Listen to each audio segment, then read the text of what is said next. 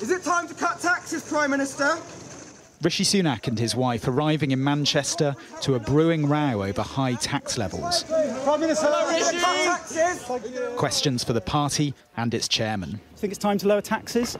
Well, you know, that's a matter for the Chancellor at the right time.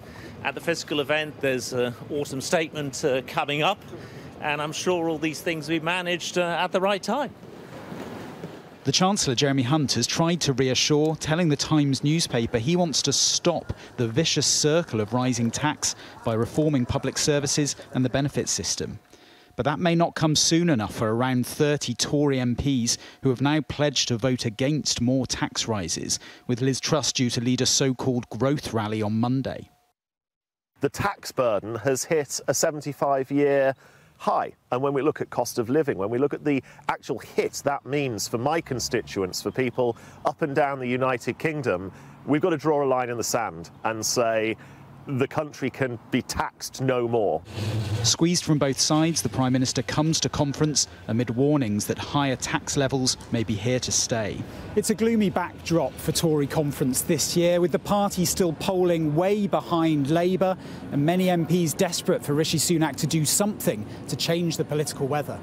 That task is made tougher by an ongoing row over the HS2 rail line, Theresa May becoming the latest senior Tory to speak out against it being scaled back, the Transport Secretary refusing to confirm if it will reach Manchester. We're getting on with delivering HS2 between London and Birmingham. That is underway. I've been to see that being constructed. There are spades in the ground and all sorts of other large construction equipment as well. It's awkward timing as Tories arrive in the city to a mixed reception.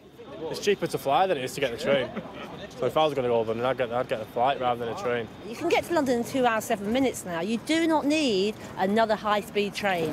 I don't think they'll get a good welcome. It's not going to be, I wouldn't say it's going to be a convivial welcome by any circumstances. And we got the Tory conference here this week. Yes, the Tory conference here again. Sort of a welcome. Well, hopefully the trains are on strike for them as well and see how they like it. But they'll just turn up in the cars anyway, won't they? Tension outside the party and in, sights now set on an election, but plenty of obstacles in the way. Rob Powell, Sky News in Manchester.